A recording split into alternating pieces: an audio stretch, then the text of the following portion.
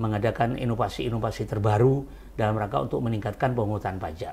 Yang biasanya nunggak, diusahakan semuanya tidak nunggak, sekalipun tidak 100%. Yang biasanya ada kendaraan plat merah itu nunggak, ya dipacu kita untuk bayar. Dalam rangka untuk menutupi mengurangi ini. Nah, ini kalau nambah opsi pajak baru tidak mungkin. Jadi ini diintensifikasi, ada inovasi-inovasi, ada kegiatan sekarang jemput bola. Ya. Jadi datang ke desa-desa, petugas pajak dari provinsi bersama kabupaten, kecamatan, desa, kerjasama. Siapa yang penunggak pajak, saya belum bayar pajak, itu menjemput bola. Lah, sistem pembayaran pajak di Jawa Timur ini dan distribusi dan jasa raharja ini bisa juga melalui sistem digital yang disebut digital ini e-Samsat. E-Samsat. E-Samsat. Samsat ini satuan administrasi menunggal satu atap. Yang di dalamnya itu ada Dispenda, pendapatan yang mengut, ada kepolisian dan ada jasa raharja. Nah, ini sekarang kerjasama yang baik dan ini sedang sekarang mengadakan inovasi. Artinya e-Samsat ini para wajib pajak tidak harus secara fisik datang ke kantor kepolisian, kantor Samsat. Ini para wajib pajak ini cukup di rumah, angsakan ada internet, angsalkan ada sinyal dan memuaskan, itu bisa langsung bayar. Tidak menyulitkan para pewajib penunggak-penunggak pajak.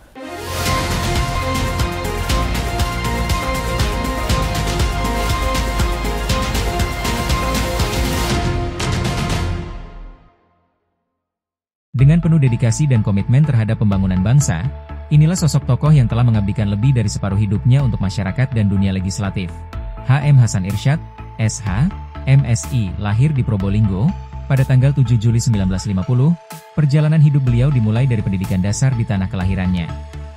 Tahun 1963, beliau menamatkan pendidikan di SRI Ibtidaiyah, kemudian melanjutkan ke jenjang Tsanawiyah dan lulus pada tahun 1967. 2 tahun berikutnya, beliau menyelesaikan pendidikan di tingkat aliyah pada tahun 1969. Meski aktif dalam dunia politik sejak usia muda, semangat beliau untuk terus belajar tak pernah padam. Tahun 2002, di usia yang matang, beliau meraih gelar sarjana hukum dari Fakultas Hukum. Tak berhenti di situ, 2 tahun kemudian, beliau menyelesaikan studi pascasarjana pada program Magister Administrasi Publik tahun 2004. Karir politik beliau dimulai pada tahun 1977 sebagai anggota DPRD Kabupaten Probolinggo dari fraksi Golkar.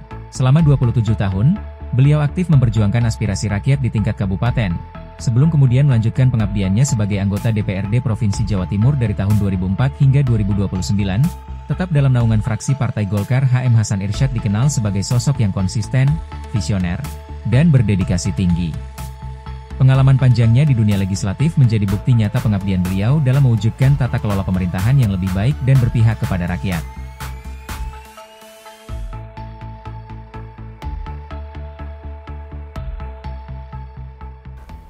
Halo pemirsa Tribuners dari Tribun Jatim Network. Bersama saya Adrianus Adi Nugroho. Ya, berjumpa lagi dengan saya di podcast bersama DPRD Provinsi Jawa Timur. Hari ini ya, kita akan membahas soal pajak daerah dan retribusi daerah di Provinsi Jawa Timur. Ini tema yang begitu seksi teman-teman, karena sebagaimana kita tahu bahwa pajak daerah dan retribusi daerah adalah motor utama dalam pembangunan di Jawa Timur. Dan aturan terkait pajak itu sendiri juga sudah ada di Peraturan Daerah Jawa Timur nomor 8 tahun 2023 yang mencakup berbagai jenis pajak daerah, dari pajak daerah, kemudian pajak usaha, ada juga pajak kendaraan bermotor, bea balik nama, dan sebagainya. Dan pajak ini memiliki peranan penting juga dalam pembangunan, sebagaimana yang saya jelaskan tadi. Dan hari ini ya sudah hadir bersama kita anggota Komisi C DPRD Jawa Timur, Bapak Hasan Irsyad, SH, MSI. Assalamualaikum, Mbak. Waalaikumsalam, Pak Aldi. Kita akan membahas tema yang menurut saya seksi nih, Pak, karena pajak. Ya. Dan tahun kemarin Gubernur saat itu di jabat PLT Pak Adi Karyono juga sudah menyampaikan bahwa tahun 2024 capaian PAD kita tinggi, melebihi ekspektasi dan melebihi 100%. Nah, tapi di tahun 2025 nih Pak, sebagaimana kita tahu bahwa ada perbedaan mendasar dan kemungkinan ada kekurangan sampai triliunan rupiah. Nah, mungkin Pak Hasan bisa cerita sendiri Pak nanti ya, karena ada pemberlakuan aturan yang berbeda gitu. Nah, tapi sebelum itu ya kita harus jelasin dulu Pak. Sebenarnya di Jawa Timur ini Pak ya, dan Komisi C, jadi pemerintah Provinsi Jawa Timur dan Komisi C itu dalam pajak ini posisinya seperti apa nih Pak? Gitu. Terima kasih Maldi, saya diberi kesempatan untuk podcast di Tribun Jawa Timur ini. Ya. Sebelum ke tentang masalah pajak di Provinsi Jawa Timur, kebetulan saya sebagai anggota Komisi C di DPRD Provinsi Jawa Timur. Kami informasikan dulu Pak Aldi bahwa di DPRD Jawa Timur ini 120 anggota. Jadi komisinya itu ada 5. Kalau bisa dihuruf dengan A, B, C, D, E. Ya. Komisi A itu komisi 1 istilahnya yang membidangi tentang masalah peraturan, hukum, dan perundang-undangan. Kemudian komisi B, komisi 2 istilahnya yang membidangi masalah ekonomi, berkait dengan masalah perdagangan dan dengan masalah pertanian, peternakan dan lain sebagainya. Komisi C nanti dulu. Kemudian D itu adalah komisi 4 itu yang membidangi tentang masalah pembangunan. Dan komisi E itu membidangi tentang masalah kesejahteraan masyarakat, pendidikan dan kesehatan. Lah kami sendiri ada di komisi C.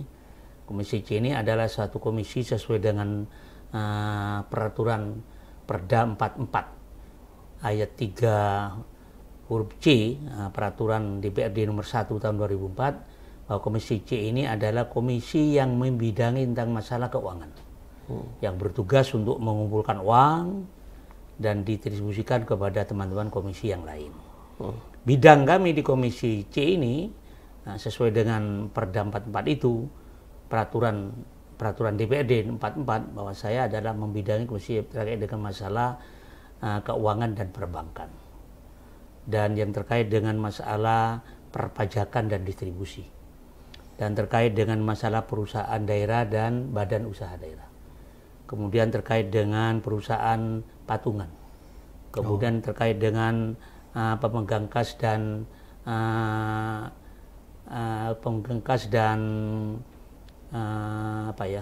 penanaman modal. Kemudian yang terakhir itu terkait dengan masalah pengawasan keuangan dan pembangunan. Ya. Itu salah satu tugas Komisi C, Komisi Keuangan yang ada di DPRD Provinsi Jawa Timur. Kemudian betul sekali yang disampaikan bahwa tulang punggung daripada APBD Jawa Timur ini masih didominasi oleh sektor pajak. Kami informasikan bahwa pajak untuk tahun betul yang dijabat oleh Pak PLT Tempoh Hari tahun 2004 itu sangat, mulai tahun 2001 sampai yang paling tinggi pendapatannya ya lebih 100% ya tahun 2024 ini. Ya. Tahun 2024 ini. Tahun 2024 itu APBD kita, pendapatan di Jawa Timur ini sebesar 35 triliun 400 sekian miliar. Itu dari 35 triliun sekian miliar itu sektor pajak mendominasi. Sektor pajaknya sekitar 19 triliun sekian dan distribusinya sekitar 3 triliun 88 sekian. Jadi pada tahun 2004 belum ada Undang-Undang 1 tahun 2022, belum ada opsian pajak, itu kita sangat hebat sekali. Dan pendapatan di Provinsi Jawa Timur pada tahun 2004 sangat signifikan sekali. Itu Pak Adi. Sampai 35 triliun itu Pak ya? Sekian miliar. Pak, kalau ini kita ngomong sebelum tahun 2025 ya Pak ya. Jadi ketika di periode sebelumnya Bapak juga di Komisi C kan? Oh enggak, saya sebelumnya enggak. Oh enggak, tapi apakah ya ada kendala nggak sih Pak dalam sektor pajak meskipun kita mencapai 100% gitu ya. Iya. Ada kendala nggak Pak yang ditemukan dari analisa Bapak gitu, ada analisa di Komisi C saat itu? Mungkin nilai positif sama negatifnya Pak. Iya. Dari. Makasih Pak Haldi. Jadi kalau kendala setiap musim anggaran ada. Plus minusnya ada. Tahun 2004 sektor pajak itu dari PKB dan BPNKB itu berlomba-lomba bayar. Karena diperkirakan takut naik drastis pada tahun 2025. Sehingga teman-teman wajib pajak itu berlomba-lomba bayar pada tahun 2024. Apa pajak kendaraan bermotor, apa biaya balik nama nomor kendaraan, itu berlomba-lomba bayar. Nah, di balik itu sektor positifnya. Di balik itu ada segi negatifnya. Apa? Ya teman-teman yang memang kendalanya sampai sekarang masih menjadi kendala sekalipun tidak dominan, itu kan masyarakat Jawa Timur masih belum sadar bayar pajak secara keseluruhan. Masih ada kendala untuk bayar pajak karena bayar pajak karena tidak punya uang. Ada memang tidak bayar, ada memang lupa, dan ada yang memang pura-pura lupa. Itu merupakan kendala dalam mereka untuk meningkatkan pendapatan pada tahun 2024. Ya. Nah, kemudian ketika option pajak diberlakukan, artinya tahun 2025 ini sudah berlaku, berarti ada yang hilang dong Pak nih. Itu berapa banyak Pak kira-kira Pak? Dengan option pajak ini kalau dulu 35 triliun sekian miliar PAD kita, APBD kita tahun 2024, sekarang ini menjadi 28 triliun sekian miliar. Itu masih asumsi Pak ya? Bukan, itu sudah dimasukkan dalam anggaran. Oh gitu. Sudah diproses dalam anggaran APBD tahun 2025. Sebelum PAK ini, sebelum Agustus, Januari sampai Agustus.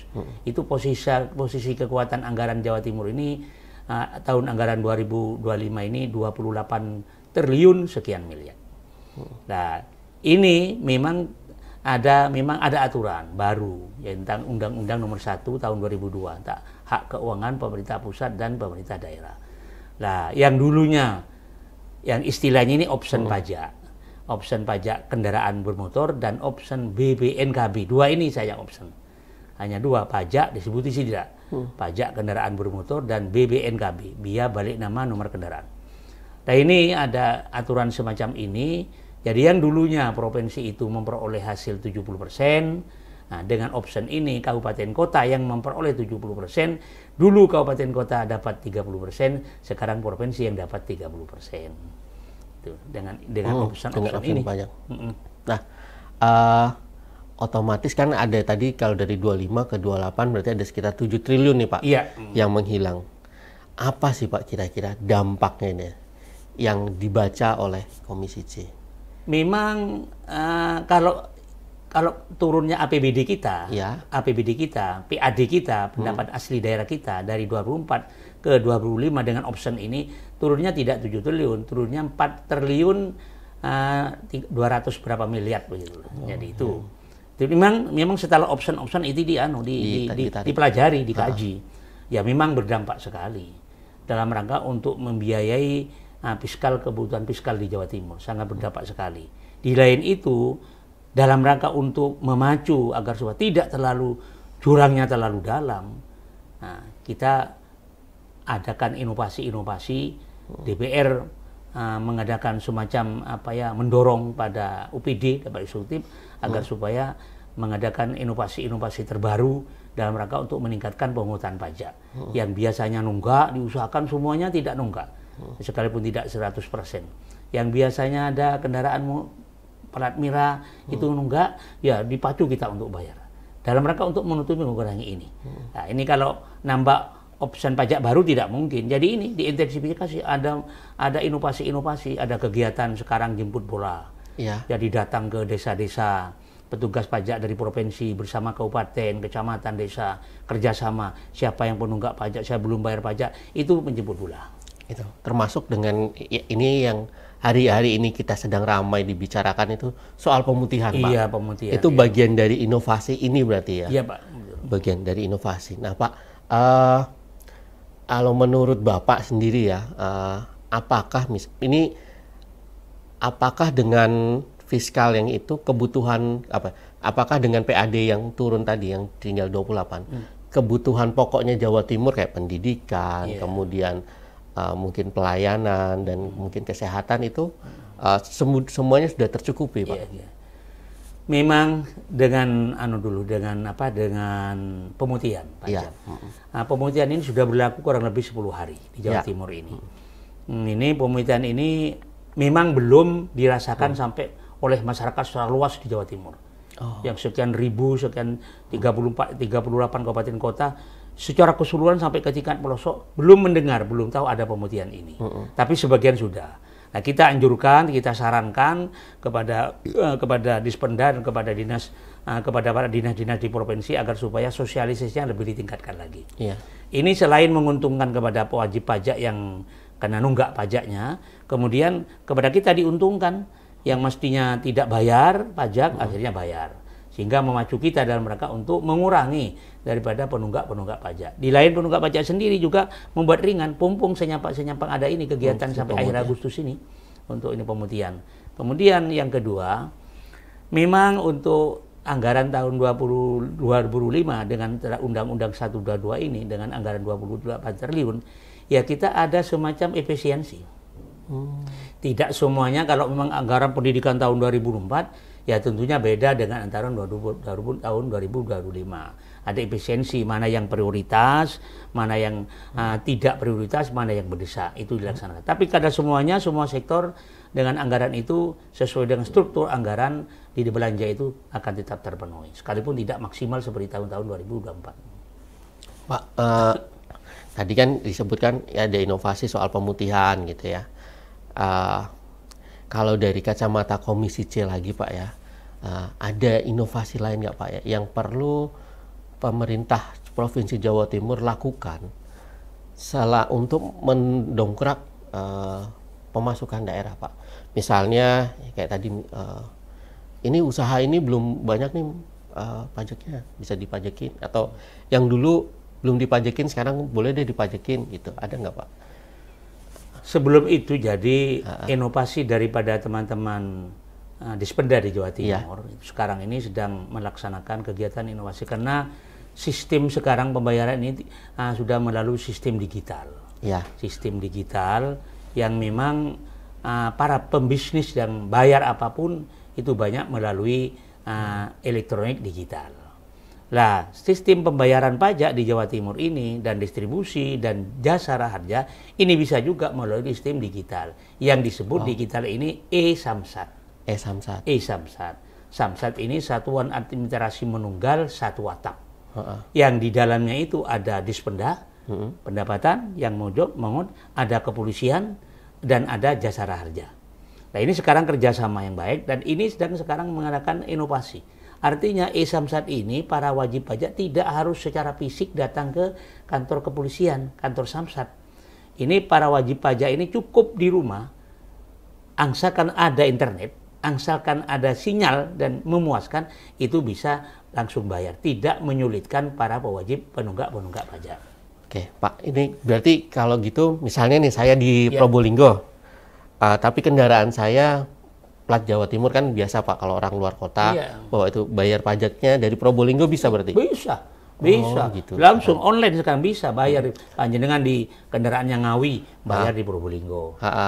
Kendaraannya panjenengan di Pacitan bayar di Probolinggo. Dengan e-Samsat itu ya? Dengan e-Samsat ini ya. Nah, tapi apakah misalnya saya datang ke Samsat setempat itu bisa dilayani juga dengan ini? Belum. Misalnya nih, saya kan dari bayarnya lewat e-Samsat gitu. Apakah saya harus ke Samsat setempat lagi gitu Pak? Enggak. Jadi cukup Samsat itu. Cukup di itu termasuk inovasi juga dari Samsat sekarang. Mempermudah dan memperlancar, tidak mempersulit para wajib pajak. Cukup datang ke Samsat yang bersangkutan saja. Oke, Pak. Tapi dari digitalisasi tadi Pak, selain dari Samsat ada lagi nggak Pak inovasi lain yang sedang dilakukan? Ada Pak. Jadi sekarang digitalisasi. Digitalisasi ini yang ada kerjasama sekarang ini. Sekarang kan sedang dimarakkan BUMDes, Badan Usaha Milik Desa. Nah, sekarang ini Dispenda ini saya katakan jemput bola. Boleh dikatakan tiap bulan beberapa di kabupaten kota se-Jawa Timur ini dengan disponsori oleh Dispenda Provinsi itu mengadakan rapat di kabupaten kota, mengadakan rapat di kecamatan, mengadakan rapat di desa itu kerjasama dengan BUMDes. Dan BUMDes itu orang lebih tertarik, lebih gampang. Saya datang nanti malam saja, tidak usah ke kantor, saya mau datang ke BUMDes lah. BUMDes buka siang malam. Nah ini inovasi-inovasi juga yang dilaksanakan oleh pemerintah Provinsi Jawa Timur dalam rangka untuk meningkatkan gairah pelaksanaan pembayaran pajak dari para penunggak pajak ini. Kerjasama dengan BUMDes, kerjasama dengan adalah nama-nama ada.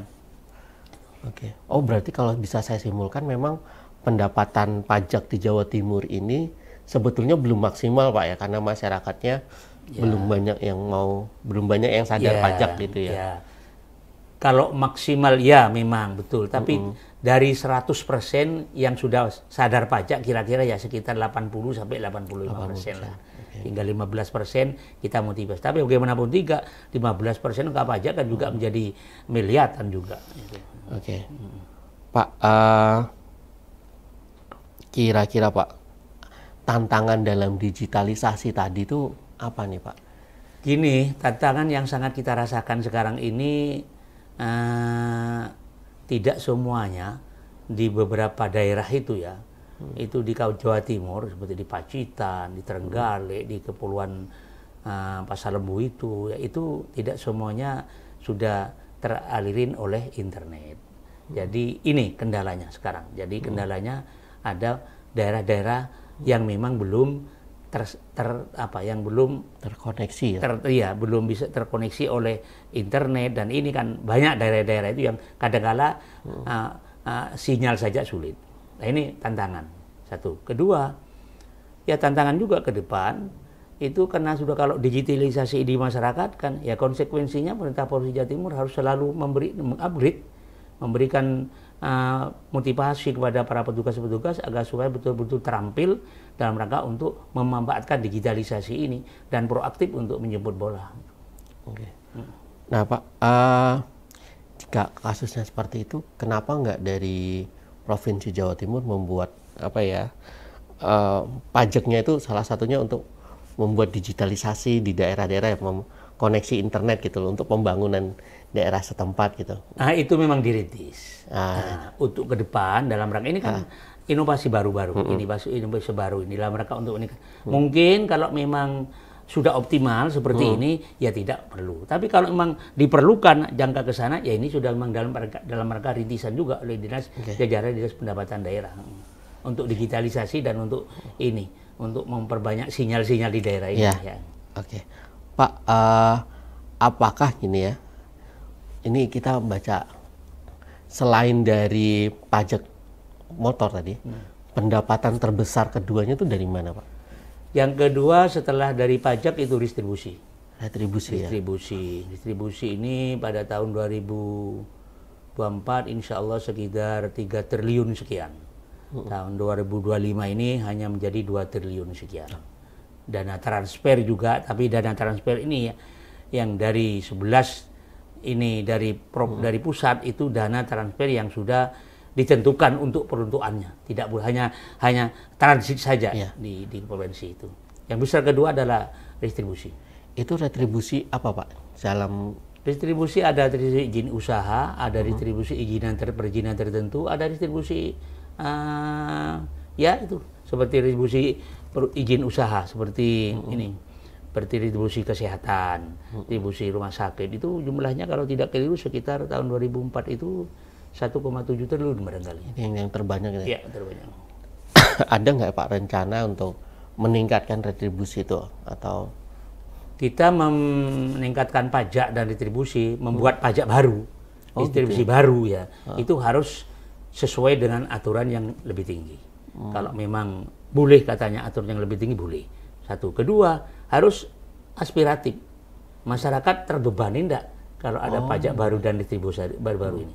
3, sejauh mana menguntungkan pendapatan asli daerah kalau ini diterapkan. Nah ini jadi tidak sembarangan kita mengut retribusi, buat perda untuk retribusi ini, buat perda untuk pajak ini, tidak. Jadi kita melihat secara konstitusional kita melihat kepada aturan yang lebih tinggi, kemudian menguntungkan enggak kepada masyarakat dan bagaimana keuntungan terhadap pemerintah provinsi itu sendiri. Oh, berarti kalau melihat strukturnya berarti yang paling memungkinkan untuk ditingkatkan memang dari pajak kendaraan bermotor tadi Pak ya? PKB dan BPNKB. Ada beberapa pajak yang perlu ditingkatkan. Salah satunya PKB, ya. BPNKB, PBBKB, pajak bahan bakar kendaraan bermotor. Nah, kemudian BAP, pajak alat berat. Kemudian PAP, pajak air permukaan. Ada pajak rokok. Kemudian ada pajak option pajak, BLB. Ini yang baru ada. MBLB ini. Itu apa tuh pajak? Pajak mineral bukan logam dan bukan batuan. Seperti di Tengger, mohon maaf, di Tengger itu kapur, ya. Nah, itu kena. Kemudian ada pasir putih di Bondowoso, itu kena. Nah, seperti tanah-tanah yang uruk tol, itu kena itu. Jadi bukan batu, bukan logam. Batu bukan logam. Dan itu sudah diterapkan nih Pak? Sudah diterapkan. Tahun 2025 Januari, tanggal 5 Januari diterapkan di Jawa Timur. Gitu, dan itu yang kita harapkan untuk mendongkrak PAD ya. Sementara itu masih pun kecil, karena pajak baru. Pajak baru. Option baru. Tapi yang paling memungkinkan tuh memang dari kendaraan bermotor Pak. Memang, yang dominan sekali tulang punggung kita ya PKB dan BPNKB ini. Oh gitu. Nah, Pak, tapi dari untuk sosialisasi ke depan nih Pak. Iya. Karena kan ini juga aturan baru tentang option baru tahun 2025. Otomatis kita perlu banyak belajar ya kan. Betul, ya. Dari pandangan Bapak ya, apa nih Pak yang kira-kira perlu dibenahi? Yang perlu dibenahi untuk ke depan ini ya memang ini sistemnya agar supaya inovasi ini tetap digerakkan gitu. Ya. Dalam rangka untuk tiap tahun anggaran barangkali ada inovasi baru dalam rangka untuk meningkatkan terobosan sehingga pajak ini meningkat dari ketentuan pajak yang ada tercapai target. Distribusi pun juga demikian. Itu salah satunya memang harus ada kegiatan inovasi baru daripada petugas pajak untuk datang ke daerah istilahnya sambil ya proaktif menjemput bola lah. Iya. Nah Pak, dari soal digitalisasi sendiri Pak, menurut Bapak selain e-Samsat bidang lain ada nggak Pak? Ada, ya selain e-Samsat karena sekarang kan banyak supermarket. Ya. Sekarang banyak Indomaret, banyak minimarket. Ya. Jadi kalau tidak ke e-Samsat, teman-teman pedesaan itu yang Indomaret itu sekarang kan tidak hanya di kota, bahkan sudah menyebar ke pedesaan. Itu bisa datang ke datang ke Indomaret, datang ke minimarket, transaksi di sana juga bisa. Itu salah satu terobosan selain datang ke e-Samsat ini. Oke. Tapi dari bidang retribusi gitu misalnya Pak, itu sudah didigitalisasi juga ya Pak? Ya, tidak hanya pajak juga retribusi juga kemudian biaya ini.